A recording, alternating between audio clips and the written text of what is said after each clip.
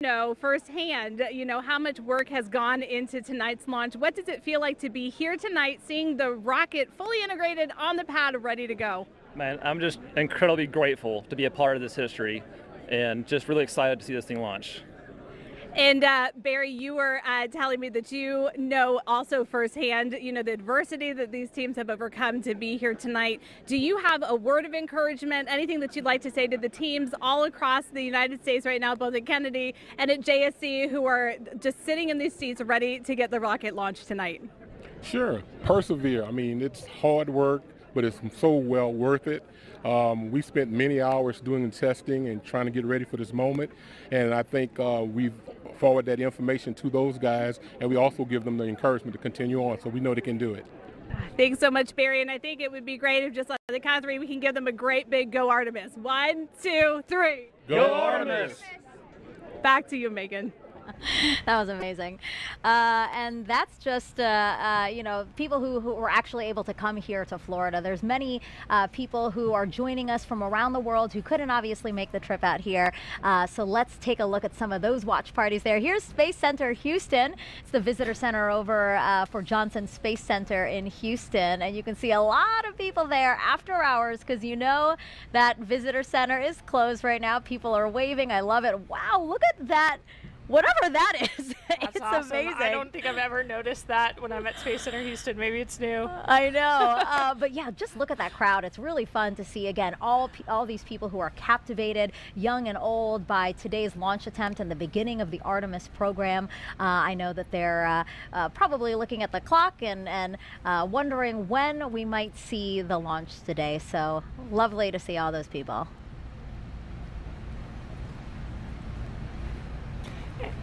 And there's the Space and Rocket Center, where we have a ton of people waving their flags, cheering us on tonight for this incredible launch this evening. I love that. They totally look like cheerleaders, and they're embracing it. I love it. And yeah, this is the U.S. Space and Rocket Center. This is the visitor center over in Huntsville, Alabama. As I've said before,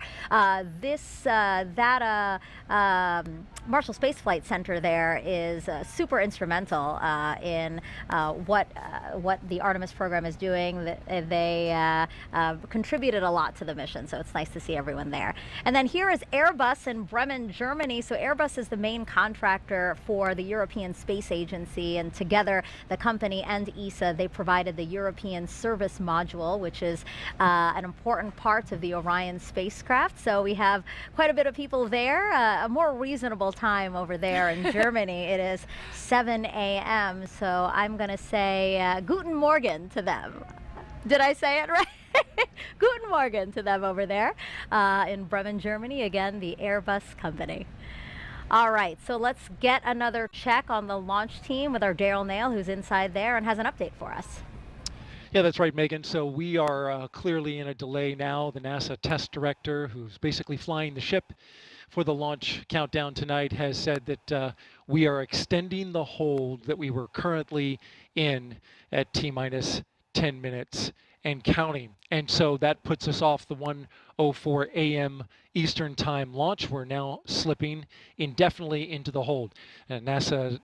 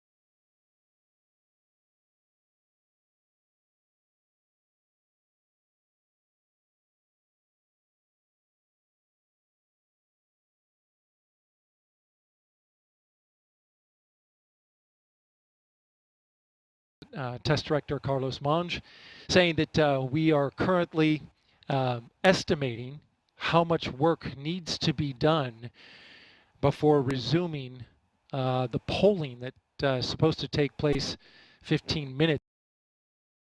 That was delayed by a bad Ethernet switch. Switch has been changed out, and now the range is looking to start testing their connectivity to the rocket in order to preserve that safety function that they are responsible for. So again, we are slipping now indefinitely into the launch window. We're awaiting the launch team to evaluate just how much time is required to complete the work to get this rocket ready to launch. And of course, when we have a new T0 for you, we'll report that out right away. Megan, back to you. Daryl, thank you so much. As NASA prepares to explore the moon, here's a look at the spacesuits and tools that will help us to do that.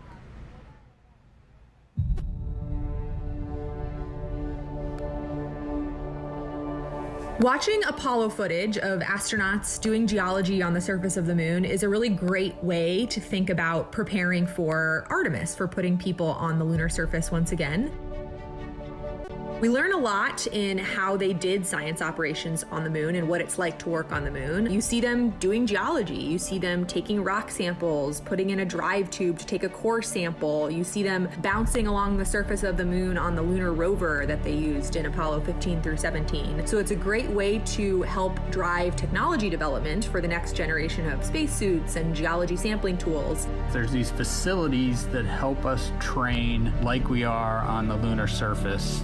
You know, these 1.6G offload systems or putting people in the aquatic environment are great ways to train the mobility part, right? Like, what can you do and how different does it feel to be in 1.6G and do these tasks?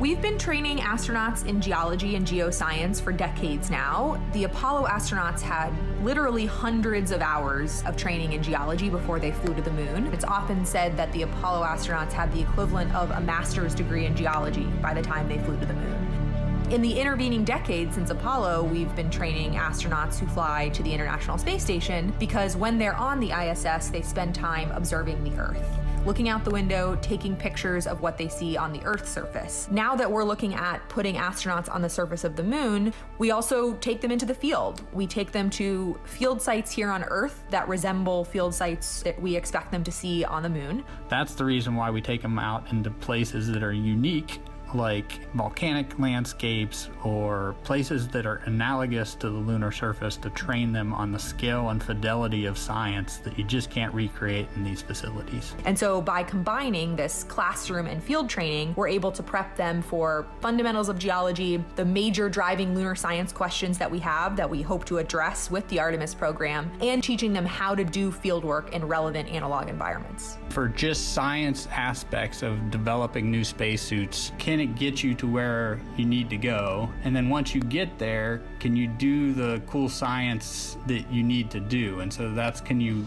move effectively and efficiently in the suit to be able to collect the samples or use the tools or the instruments? For the visibility, it's like, can you make the necessary observations that you need to? Or does the suit have the lights on it that it needs to illuminate the surface and make the observations you need to? The lunar South Pole holds tremendous resources that are going to allow us to continue to explore.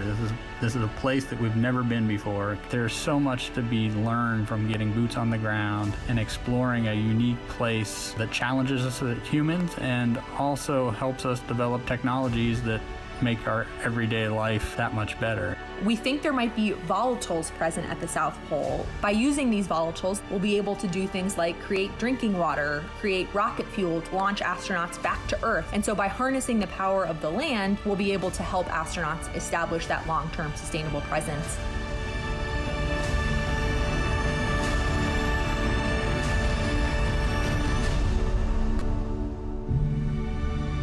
It's human nature to explore. Pushing our boundaries and exploring our universe is, I think, just one of those things that's just stuck in our human nature, and that we need to do it in order to understand the world around us, including our Earth and our solar system.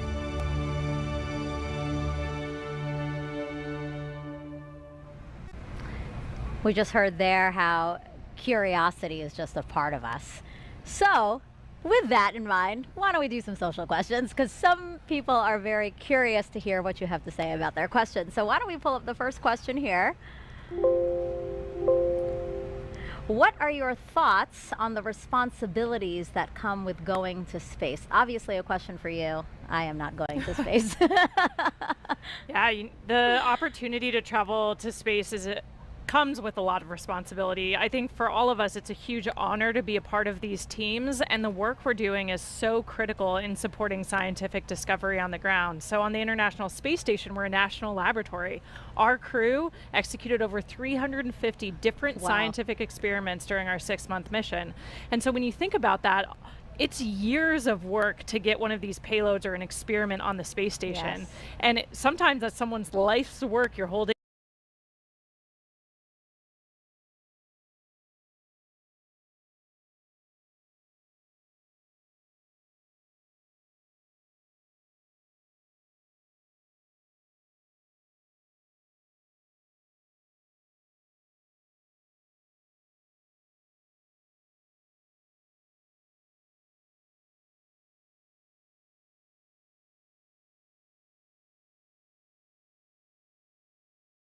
The first female to set foot on the moon's surface.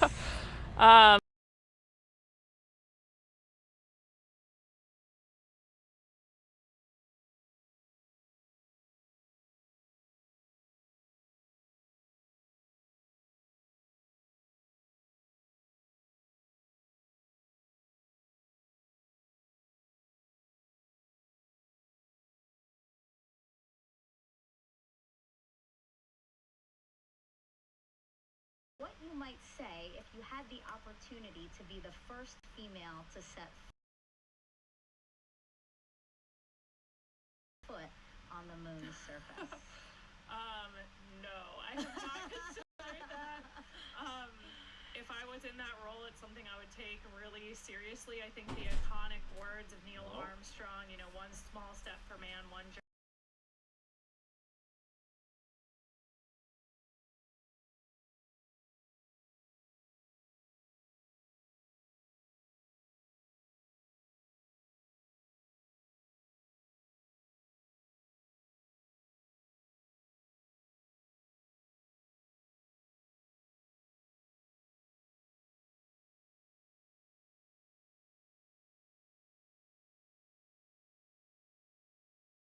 less being orange because of the foam match your insulation. vehicle. Yeah, Why not? Maybe it's that. I don't know. I don't know. We got stumped. That was our first one that we got stumped on.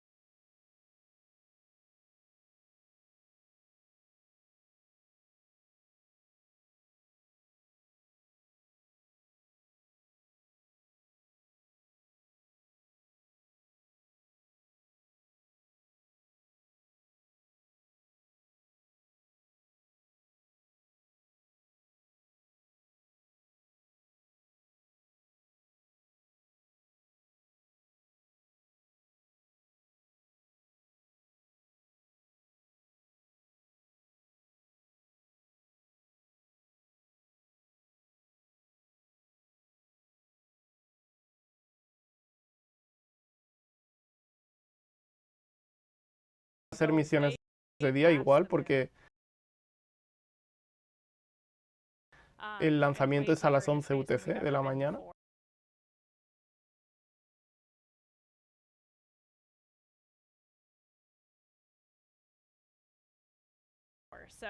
Bueno, eso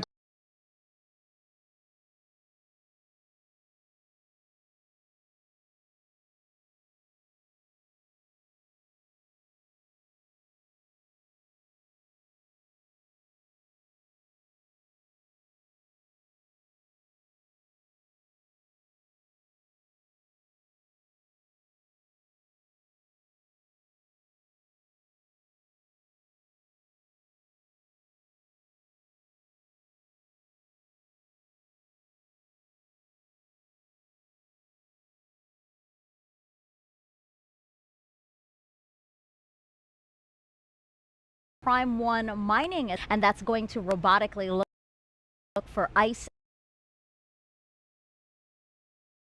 and other resources below the lunar surface.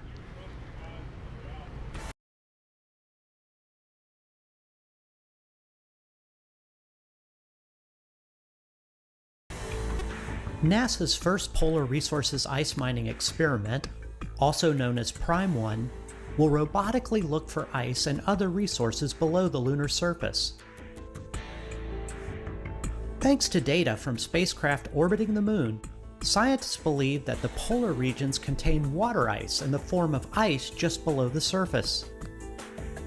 With the right technologies, that ice is a game-changing resource that can be mined and used to produce propellant and breathable oxygen for future explorers. Under NASA's Commercial Lunar Payload Services Initiative, the agency selected intuitive machines to fly and land Prime 1 on the Moon's south pole. Prime 1 will land near the Shackleton crater to drill into the lunar soil in an area that could contain water ice. Prime 1 is made up of two instruments, Trident, the regolith and ice drill for exploring new terrain, and M-SOLO, the mass spectrometer observing lunar operations. Trident will drill up to 3 feet into the lunar surface, extract lunar soil, and bring it up to the surface. Trident drills to its maximum depth in multiple phases, stopping at different increments. As it reaches each desired depth, it will pause and retract the drill string to deposit lunar soil on the surface for analysis. This is where M-SOLO comes in. M-SOLO is a commercial off-the-shelf mass spectrometer modified for spaceflight. It will evaluate the chemical elements and compounds released from the lunar soil for water and other chemical compounds. Trident will then proceed to the next specified depth and repeat the process until samples at all desired depths have been analyzed for water. If no ice is found where Prime 1 lands, NASA will still collect valuable information about drilling into the lunar soil for a future mission. NASA's Viper, the Volatiles Investigating Polar Exploration rover, will use Prime 1 technology on a mobile robot that will navigate the Moon's south pole searching for additional resources. Prime 1 data will help NASA assess lunar resources to inform future Artemis missions and a robust human presence on the Moon.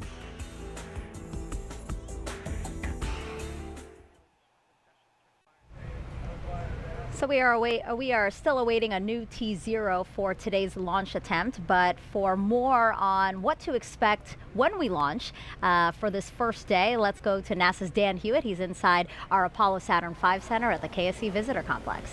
Hey, thanks, Megan. Everybody, welcome back to the moon board. There's a lot of people here in the complex. I just heard a woo-hoo. People are getting in and out because we have a great view of launch when it's going to happen, and it's going to happen today. But that launch is just the first step in the Artemis 1 mission. So let's look at what's ahead for this historic first flight. As we just said, launch is step number 1. Those 4 RS-25 engines throttle up, followed shortly after by the 2 solid rocket boosters igniting, sending SLS and Orion skyward. Now on our way uphill, we'll have a number of jettison events. You'll be able to see things coming off of the SLS rocket. One of the most visual ones will be these 2 solid rocket boosters. Now they'll expend their propellant a little over 2 minutes into the flight. They will separate. We'll see them flare off onto either side, and then the core stage continues to fire. We're also going to see the launch abort system come off the top. Once you get high enough in the atmosphere, it's no longer required. You could actually do aborts using engines on Orion and its service module.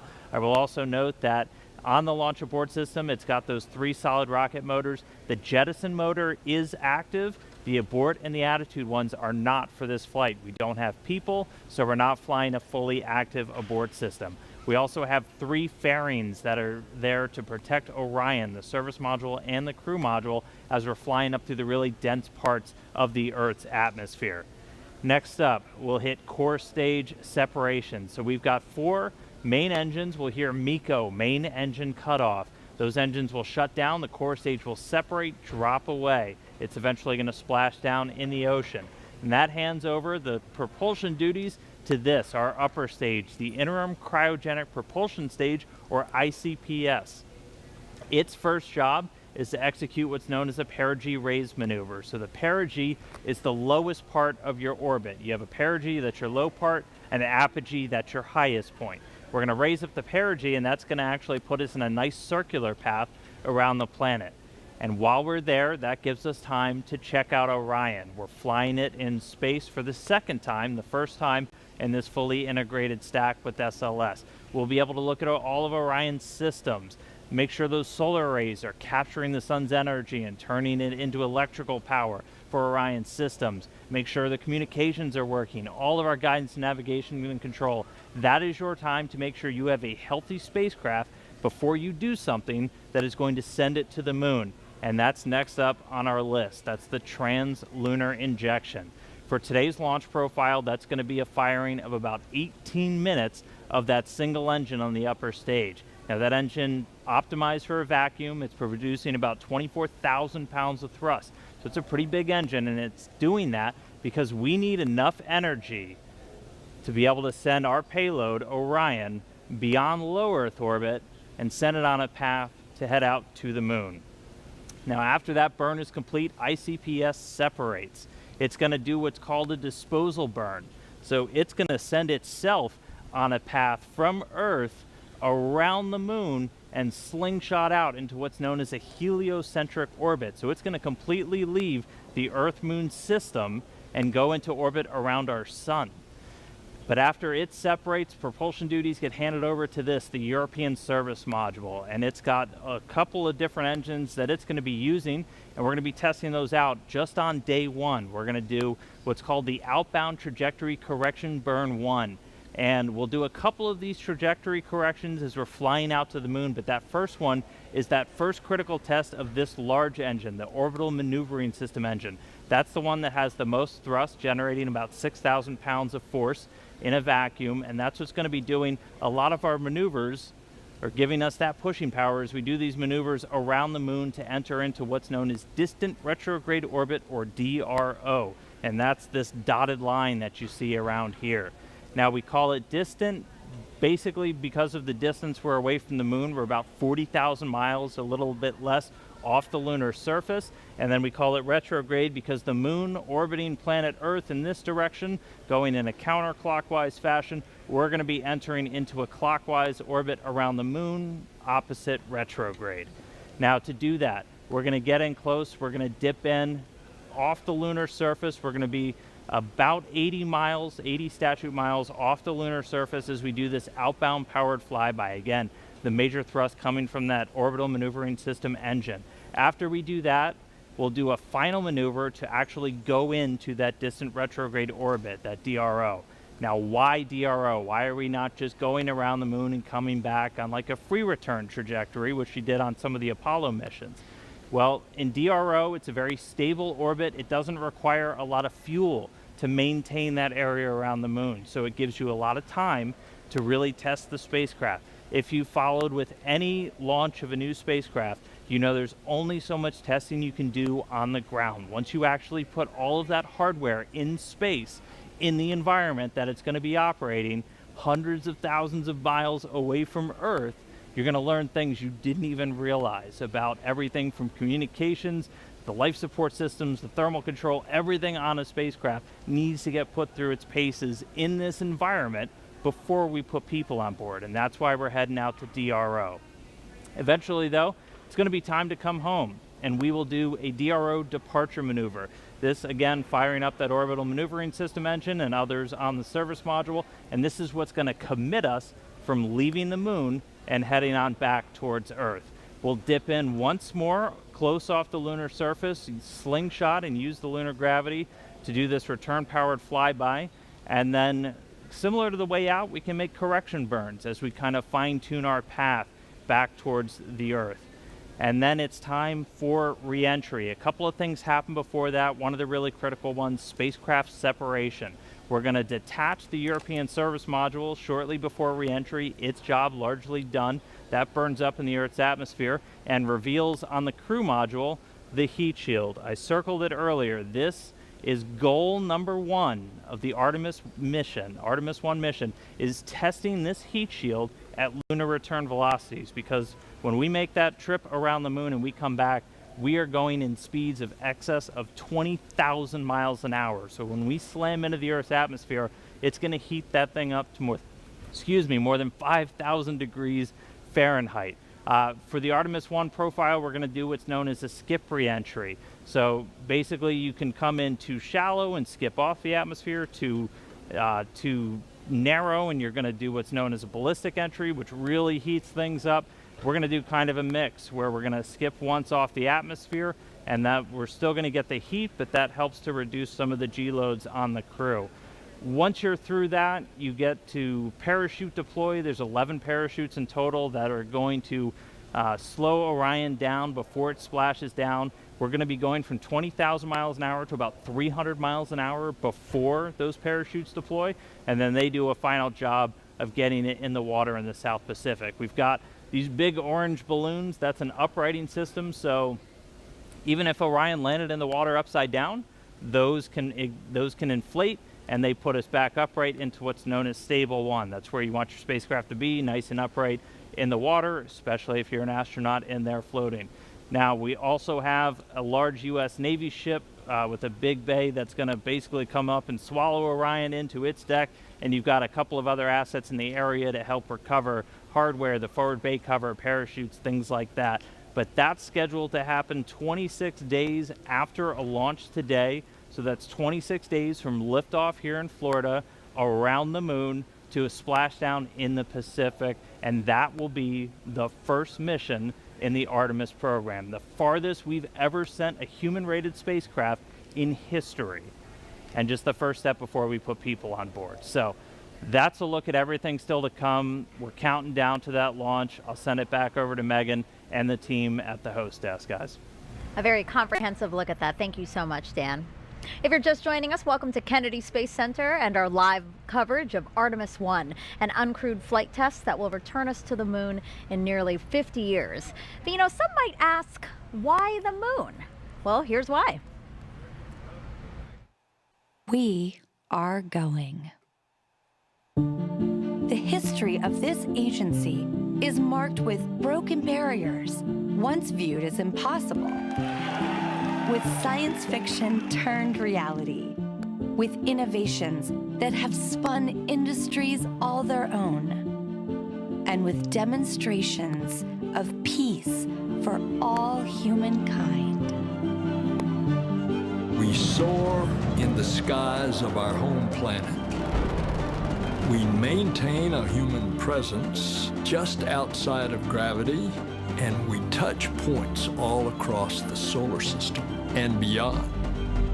We're going back to the moon, and this is why. The moon is a treasure trove of science. It holds opportunities for us to make discoveries about our home planet, about our sun, and about our solar system. The wealth of knowledge to be gleaned from the moon will inspire a new generation of thought and action. Without fail, every major program and mission NASA has invested in has led to technologies and capabilities that have shaped our culture.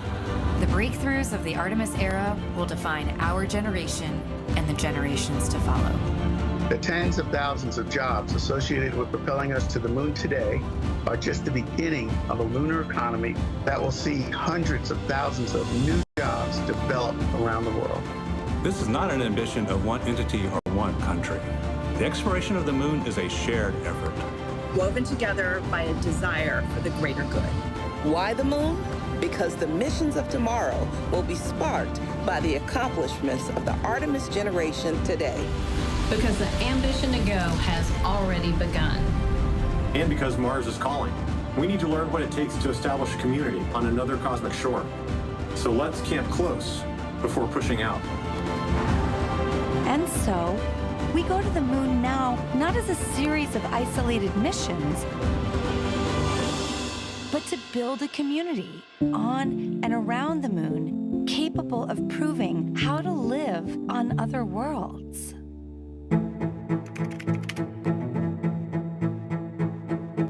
We'll use the lessons from more than 50 years of peaceful exploration to send a new generation to the lunar surface to stay. We will anchor our efforts on the lunar South Pole to establish the Artemis Base Camp, positioning us for long-term science and exploration of the lunar surface. We will prove what it takes to assemble a complex ship in deep space. We will perfect descending down to and returning from a distant surface. We will learn how humans can survive and thrive in a partial gravity environment. With improved spacesuit designs, mobile habitats, and with reconnaissance robots pre-positioning and relocating supplies. We will learn how to utilize the resources we find on these other worlds, starting with finding water ice, purifying it to drinkable water, and refining that into hydrogen for fuel and oxygen to breathe. We will establish fission power plants on the surface of the moon, capable of supporting a growing community of efforts. And we will expand the logistics supply chain to enable commercial and international partners to resupply and refuel deep space outposts. None of this is simple or easy, but nothing in our history ever has been. The Eagle has landed. You got a bunch of guys about to turn. Thanks a lot. This kind of continuous lunar presence is a natural extension of all that we've learned in low Earth orbit. And what we will accomplish there will ensure the monumental missions to Mars are within reach. As we ready the launch of the first Artemis mission, and as commercial companies ready their lunar landers for the first private payload deliveries, we have already begun to take the next step.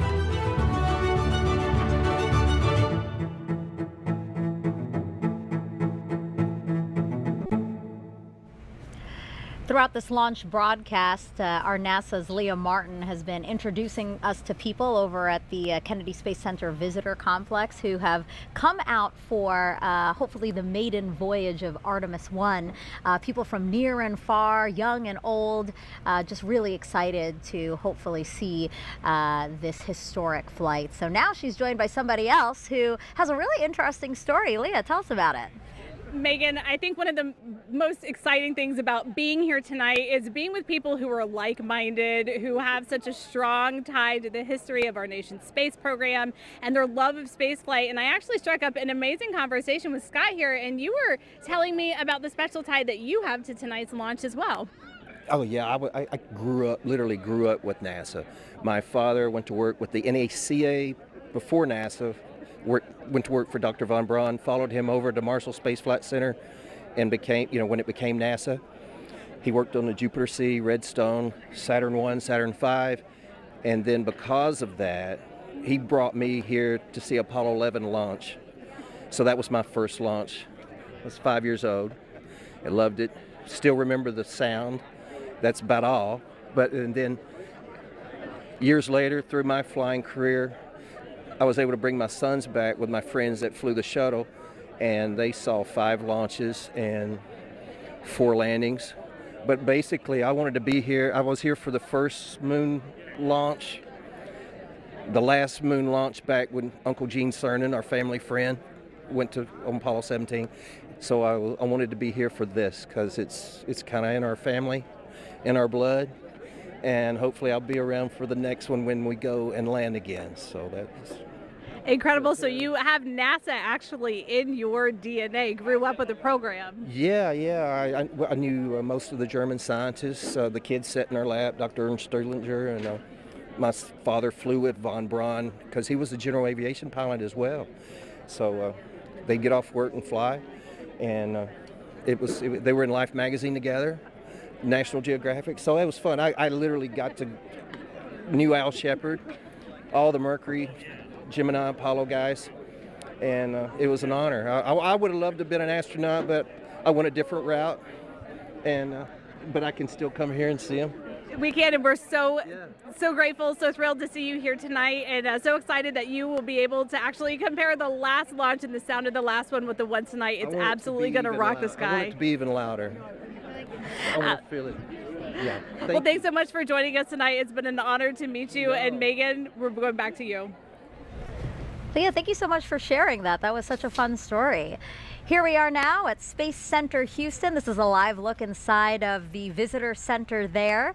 Lots of people hoping to see the launch today. I love this guy in the front with his NASA shirt representing.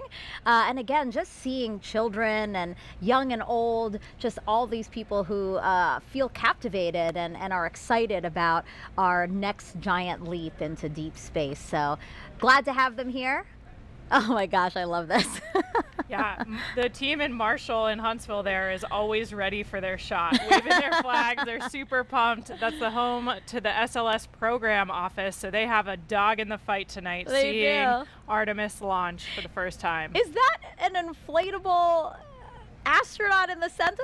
Do you see that? I think somebody is dressed up as an astronaut. Look at that. Yeah, they're representing. Ready to go. I love this. Yeah, I'm so glad that they're there. Again, these visitor centers are closed to the public, but you know, the people there decided to hold a watch party. Oh, and look, that's our exciting friends to in see. Germany are ready for us this time. I know, they clapping. anticipated the delay. They look pumped and ready to go.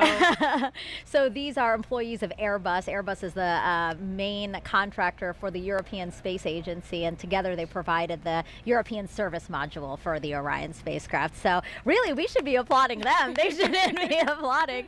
Thank you so much, guys, for your contribution to the program, and can't wait to see Orion and SLS launch. Okay, so now let's head back over to Daryl Nail over with the launch team so we can hear any updates about a new T0. Yeah, Megan, thank you. And a clearer picture is starting to emerge as the launch team now reports out that they only have a few minutes left of work to do before they're ready to pick up polling. And we're also hearing that some of that polling, which kicks off with the mission management team, is also now just about 3.5 minutes away. Now, we are currently still in that hold. But the launch team, NASA's test director, is continuing to move the team forward.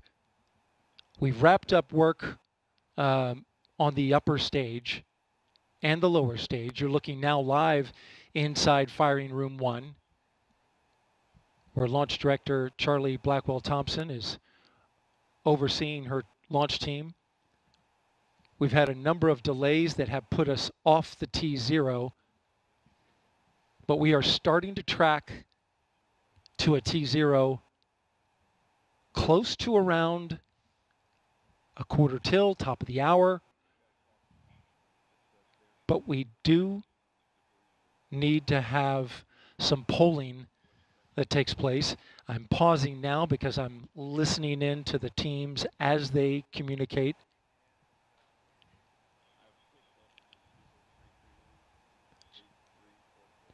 In this launch window, which we're currently 26 minutes into, and it's 2 hours long, it runs until 3:04 a.m. Eastern Time, we have what's called 40 cutouts.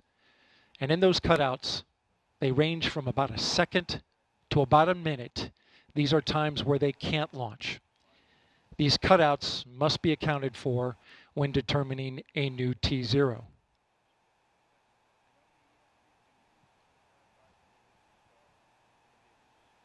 The upper stage of the rocket, which was the last to get ready and configured, just recently the team cycled the liquid hydrogen valves, which is required, and they are currently working on the LO2 valves, liquid oxygen valves in the upper stage. That work is almost done.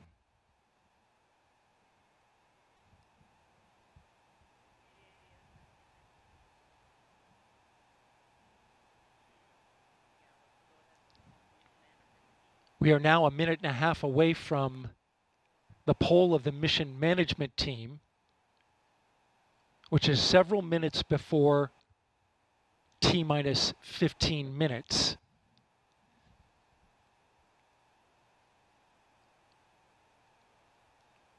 When that poll starts, we'll get a clearer picture of our T0.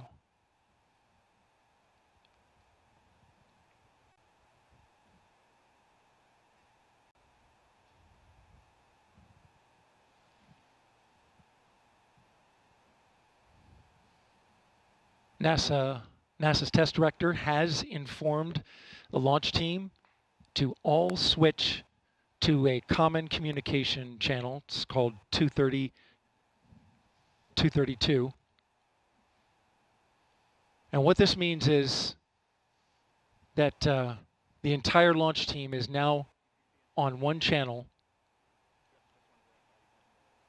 and all future communication will happen there, whereas there are many channels. Now they reduce it down to one.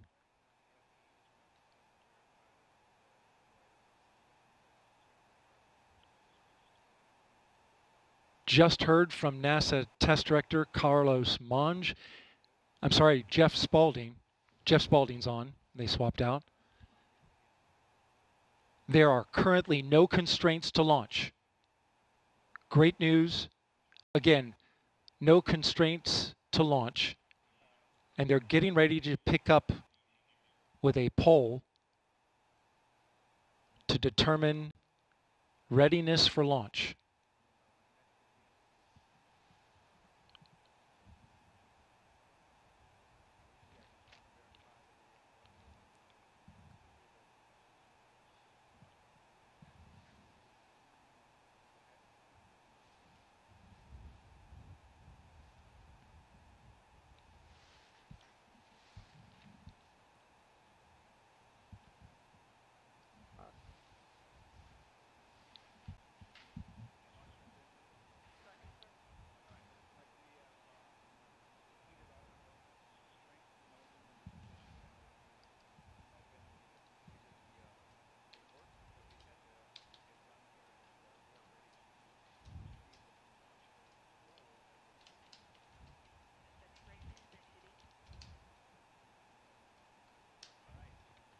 Okay, NASA Test Director Jeff Spaulding getting ready to conduct the readiness poll, so we are getting close. We're going to pull up the audio now so that you can listen in. LPs go. And rock. Rockets go. All right, copy all. And Launch Director NTD, our launch team is ready to proceed at this time. I copy all NTD. At this time, I will proceed with my poll. And attention on 232, this is the Launch Director performing the final poll for launch. Verify no constraints and go for launch. EGS Program Chief Engineer. EGS Program Chief Engineer verifies that the EGS, SLS, and Orion Program Chief Engineers have no constraints and are go for launch. Copy, Greg. Thank you. EGS Chief Safety Officer. The EGS CSO verifies the SLS, Orion, and EGS CSOs have no constraints and are go for launch. Copy, John. Thank you. Range Weather. Weather has no constraints and weather is go for launch. Copy, LWO. And Mission Manager.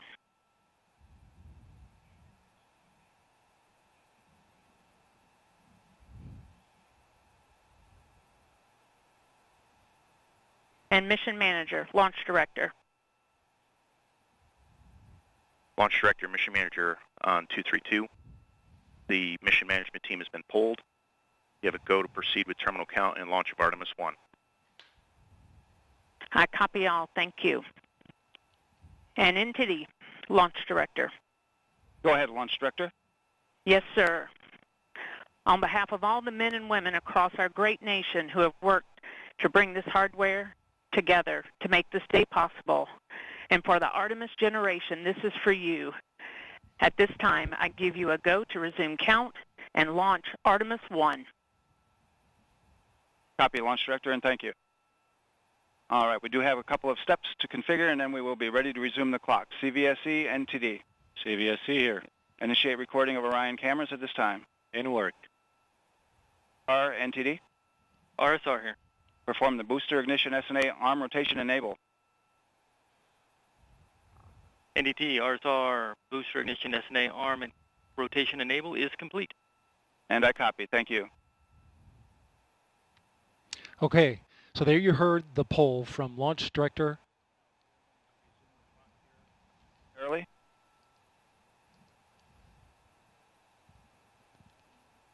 Getting ready to get that new T0 time.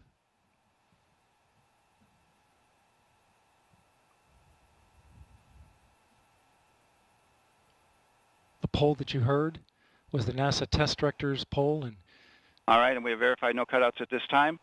And all personnel, we are going to resume the clock. GLS, you can resume the clock on your mark. GLS copies. Countdown clock will resume on my mark. 3, 2, 1, mark. GLS mainline has been initiated. Okay. T-minus 10 minutes and counting. We are T-minus 10 minutes away from liftoff of Artemis 1. As you can see, the clock is now moving. Let's put that up. T-minus 9 minutes and 47 seconds. The L-minus 15 poll complete. Show 06:47:44 is the new liftoff time. Affirm. Okay.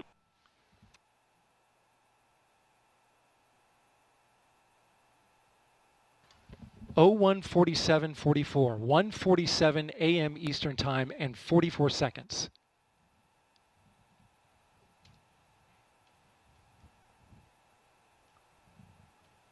We went straight into terminal count.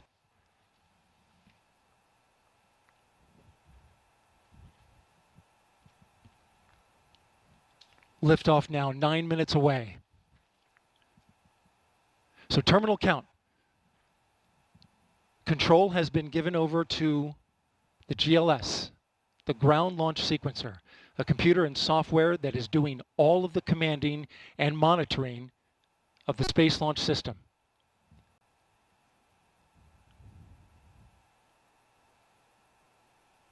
We'll hear call-outs from the GLS operator, Alex Pandalos.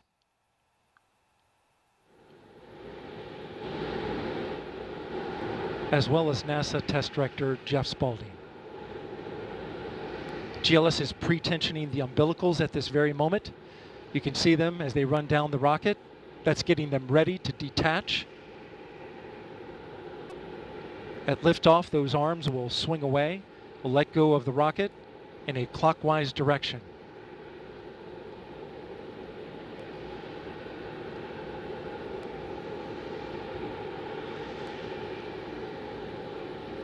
T-minus 8 minutes and counting. The GLS is performing up to 100 commands per second, including configuring ground systems for power transfer to the rocket.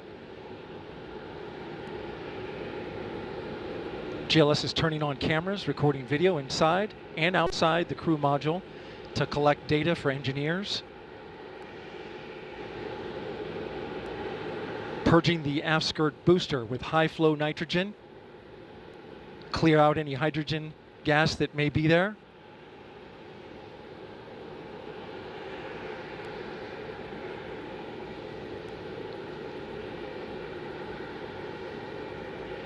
You can see the crew access arm is already retracted. When there is crew during Artemis 2, it would happen at T-minus 6 minutes. But out of abundance of caution, they went ahead and retracted the arm well ahead of liftoff. Want to point your attention to the base of the mobile launcher. If something wasn't done to reduce the power from the pressure caused by the rocket's ignition and thunderous sound, it could damage the rocket. So the ignition overpressure and sound suppression system will flood the mobile launcher with water. You'll see that sequence start at T-minus 17 seconds. Now coming up in less than 30 seconds, the ground launch sequencer will start bringing the high energy systems online, starting with core stage pressurization.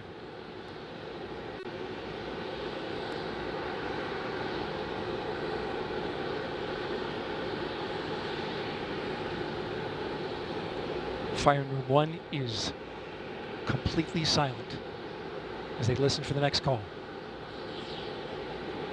GLS is go for core stage tank pressurization.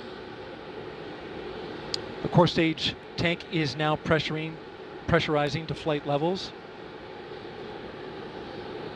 The replenish valve to the liquid hydrogen tank now closing. The liquid oxygen tank will come a little later. Now we're arming the Orion ascent pyros and transfer to internal power.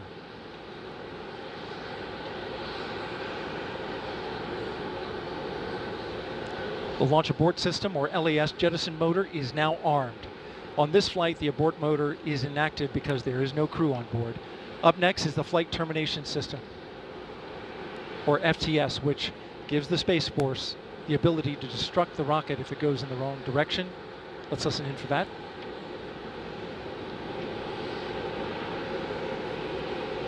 GLS is go for FTS arm. The Flight Termination System is now armed. Coming up at 4 minutes and 40 seconds, a big moment.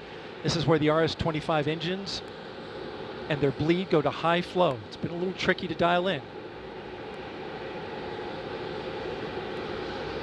GLS is go for LH2 high flow bleed check.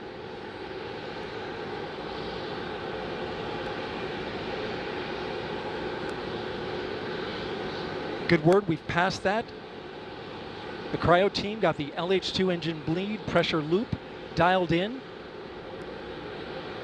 They are now at the right temperature for launch. Countdown continues. T-minus 4 minutes, 15 seconds. Up next, GLS fires up the KPUs. Those are high-speed turbines which provide pressure to hydraulic pumps that steer the RS-25s. Stands for Core Stage Auxiliary Power Unit Start. GLS is go for core stage APU start.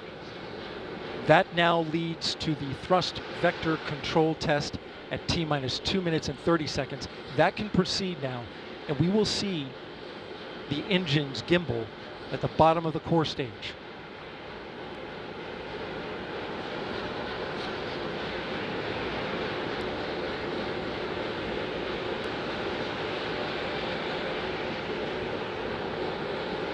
At T-minus 3 minutes and 10 seconds, you will hear the go for purge sequence 4. That's a helium purge of the 4 core stage engines downstream of the propellant valve, getting the air and moisture out.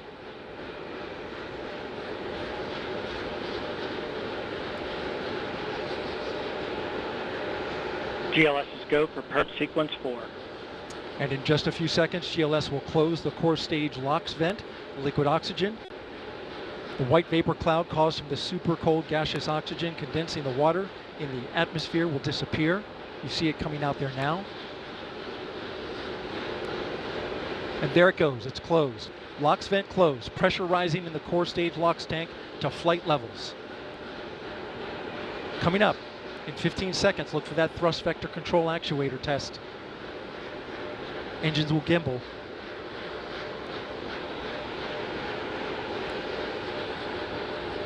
And there they go.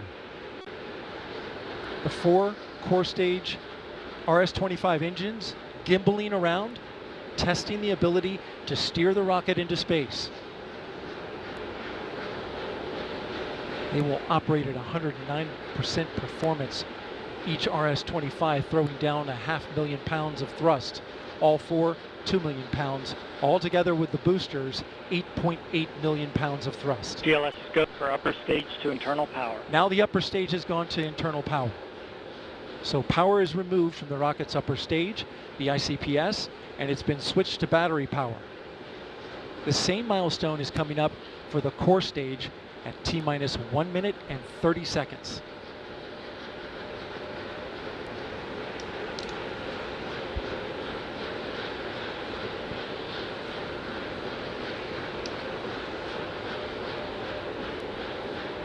GLS is go for core stage to internal power. The rocket's core stage, which houses the 3 flight computers, is now on battery power. So there is no more hold time available because there's no more margin on the batteries. So if we have a hold, we'd have to recycle back to T-minus 10 minutes and recharge those batteries. The count continues. A note now, shortly after liftoff. 1 minute. Shortly after liftoff, Mission Control Houston will take control of the rocket, and my colleague, Leah Cheshire, will take over commentary. T-minus 50 seconds and counting. Coming up at T-minus 33 seconds, the GLS will hand off control to the ALS. This is the autonomous launch sequencer. On board the rocket, it will take over command and control of the rocket. but the ALS will check.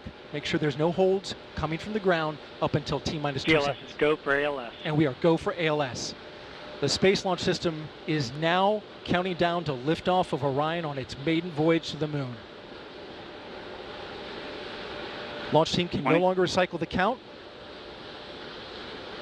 Sound suppressor water now flowing 15. under the ML. And here we go. 10. Hydrogen burn-off igniters initiated. 7, 6, 5. 4-stage engine start. 3, 2, 1. Boosters in ignition. And liftoff of Artemis 1. We rise together back to the moon and beyond.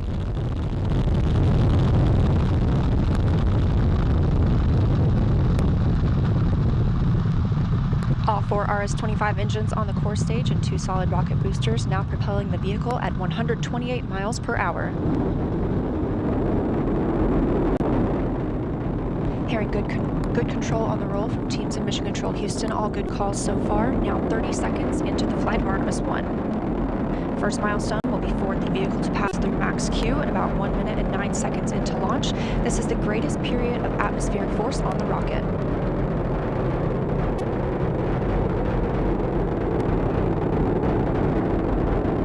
SLS now traveling 607 miles per hour.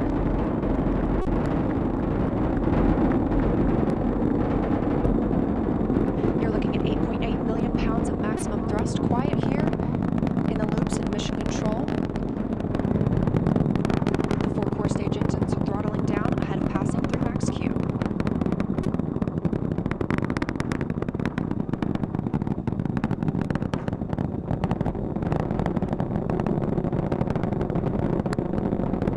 Now 1 minute, 21 seconds into the flight, traveling at 1,420 miles per hour. The 4 core stage engines are back at maximum thrust. The next major milestone will be for the solid rocket boosters to cut off and jettison at about 2 minutes and 11 seconds into the flight, so about 30 seconds from now. Again, quiet here in Mission Control Houston as teams continue monitoring the flight of Artemis 1. We're now 16 miles downrange from the launch pad at Kennedy Space Center, traveling over 2,800 miles per hour.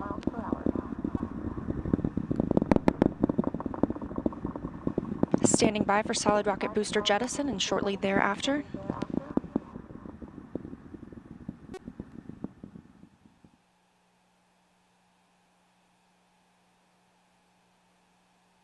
Confirmation that the solid rocket boosters have separated these 177-foot boosters. Now the core stage continues to power the flight of Orion, all 4 RS-25 engines firing, traveling over 3,400 miles per hour, 46 miles downrange. 2 minutes and 36 seconds into the flight. Hearing nominal calls here in Mission Control Houston. We've still got 4 good engines on the core stage. Next up, we'll be looking for the service module fairing to separate. This is 3 15 by 15-foot fairing panels, providing structural support, protecting the service module. Those will separate at about 3 minutes and 11 seconds into flight, and very shortly thereafter will be followed by the launch abort system separation. Just over 3 minutes into the flight of Artemis 1, now traveling over 4,060 miles per hour, 83 miles downrange. We just had confirmation that the service module fairing has separated.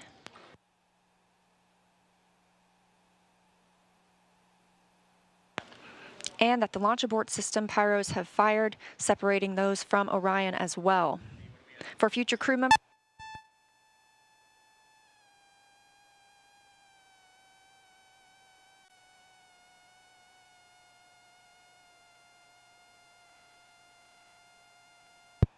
we just heard the call for 3 engine press, meaning if SLS were to lose an engine at this point in the mission, we could still achieve a nominal mission. We would just have an extended main engine cutoff time. However, we still have 4 good engines, all at maximum thrust right now, powering the first flight of Artemis at 5,200 miles per hour, 148 miles downrange.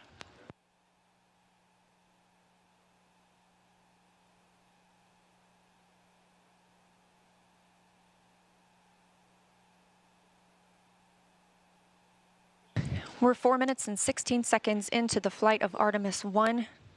So far, we've had a clean ascent.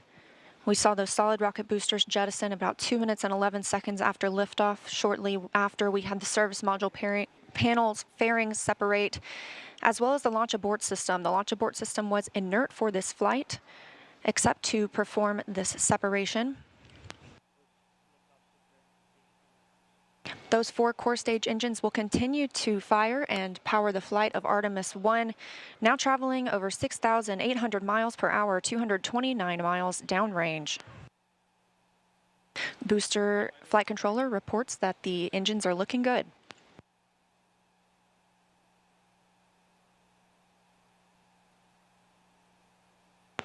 Our core stage main engine cutoff time is about 8 minutes and 3 seconds. We are now 5 minutes and 11 seconds into the flight, 7,656 miles per hour.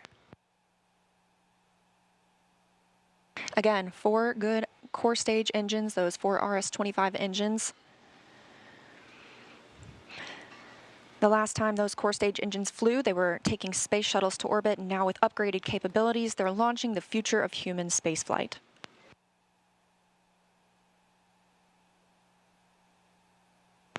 Five minutes and 42 seconds into the mission, we are now traveling 8,800 miles per hour, 345 miles downrange from the launch pad at Kennedy Space Center.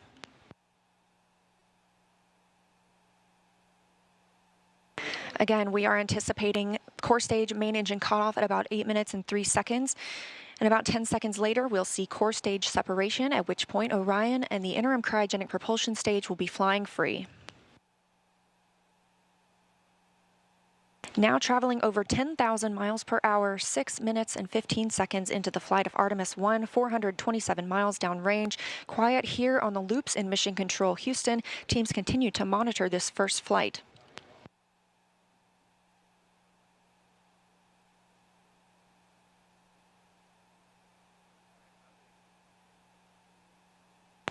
About a minute and a half now until that core stage main engine cutoff time. Our 4 core stage engines continue to fire at maximum thrust.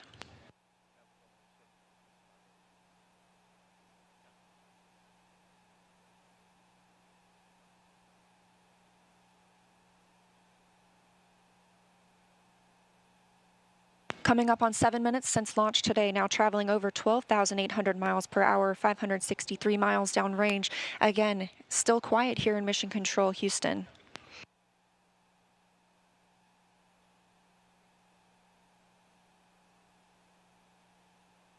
As we prepare for main engine cutoff, the 4 RS-25 engines are beginning to throttle down.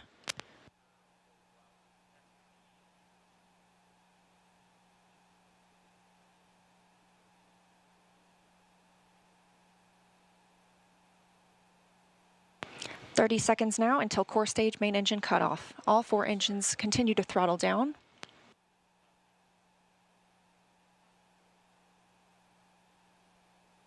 Now 7 minutes 45 seconds into the flight, traveling over 16,000 miles per hour.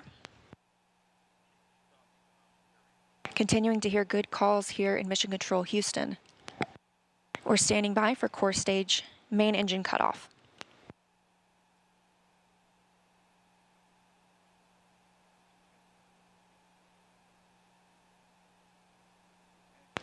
And we have confirmation of core stage main engine cutoff. Orion is now in Earth's orbit. The flight dynamics officer reports that we have a nominal main engine cutoff. And we just heard the call for core stage separation. That means Orion and the interim cryogenic propulsion stage are now flying free from the core stage of the Space Launch System. The next milestone will be solar array deploy approximately 18 minutes after liftoff. But before Orion stretches its wings, let's check back in with our friends at Kennedy Space Center and hear all about what it was like to hear the rocket roar off the launch pad. Megan and Kayla, I've got to hear all about it. Well, if you're just joining us, welcome to NASA's Kennedy Space Center, where we just watched Artemis 1 launch, our first step towards our next adventure into deep space. As Leah said, I'm NASA's Megan Cruz, and this is NASA astronaut Kayla Barron. And I'm kind of still giddy and speechless. I don't even know how to explain how I'm feeling right now. I feel the same way. This is the first launch that I've been able to watch in person. And I've got to say, it was incredible. It took my breath away, and I was tearing up just what an amazing accomplishment for this team, this international team, people who have been dedicating their careers to getting this rocket off the ground and taking the first step to getting a crew on that vehicle back to the moon. It was just incredible. Yeah, this is a moment I think that we're all going to remember where we were when we saw this sort of thing, you know what I mean? And it was great to see, again, when we entered into terminal count, everybody here just started cheering, you know, coming out to get a really good view. And boy, I mean, it lit up the night sky and it just shook everything around us. Did you feel that? Like in my bones, I felt that. Oh yeah, the cool thing is just kind of the delay between what you see and what you hear, because of course the sound travels a little bit slower, and it was just amazing. The ground shook. We could hear the thrust pushing that rocket into space. 8.8 million pounds of thrust. Yes. It's incredible. It was amazing to see here live in person. How does it compare? So this is your first launch on the ground. How does it compare to your launch when you're in the capsule soaring towards space? I mean, equally emotional, I think. Yeah. We train for everything, and so when we're in that capsule waiting for launch, we're just running our procedures. You could almost, you know, trick us and say that we were in the simulator and it wasn't real, but like in that moment of liftoff, when the thrust builds underneath you, like we saw it today, it's just hard not to be overwhelmed by the emotional experience, the excitement, the joy of that moment. It's incredible. Yeah, I think we can't say it enough. This team really deserved this moment. They've been working so hard for this moment. When I heard that we got into terminal count, it was, I felt a sense of relief and excitement for them that I think everybody here did. You know, we really wanted them to succeed. We really wanted to see the launch today. And wow, I will never forget this. Me neither. It was an incredible experience to be here and see that happen. Yeah. Was there anything that was particularly surprising to you? Again, this is your first launch. You know, what were you expecting? You know, I think we all